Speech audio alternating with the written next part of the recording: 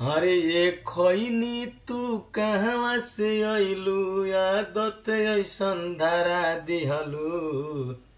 छोड़ी त अब कैसे छोड़ी, बोलो ना अब कैसे छोड़ी। छोड़ी त अब कैसे छोड़ी, बोलो ना अब कैसे छोड़ी। अइले अगुआ देखे खातिर थोबड़ा देखी भड़क गइले।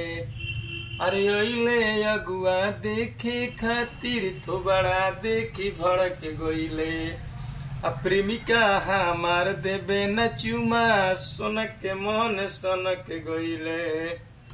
प्रेमिका हमार देबे न चुमा, सोनक के मन सनक गइले। ये खैनी तू कहवा से अइलू, आदत ऐसन धरा दिहलू।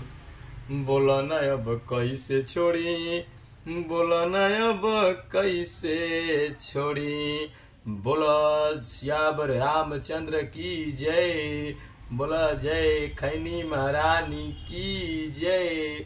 जे खैनी खात होई देखत होई, हम खैनी नहीं खाते हैं भैया।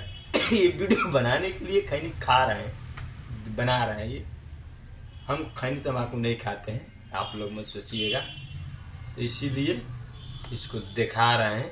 एक अंकल से मांग के लाए हैं ये वीडियो बनाने के लिए।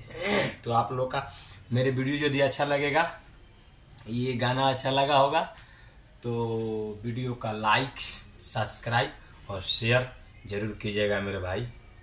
मेरे हाथ से जोर से आप लोग से रिक्वेस्ट है कि हमारे वीडियो के लाइक, सब्सक्राइब, और यदि फेसबुक पेज से देख रहे हैं तो फॉलो जरूर कीजिएगा। थोड़ा बोलने में कभी कभी मिस्टेक हो जा रहा है मेरे भाई, इसलिए एक भोजपुरिया है ना हम, तो भोजपुरी में भी कुछ इधर से उधर भाषा लपेट देता है, क्या करेंगे।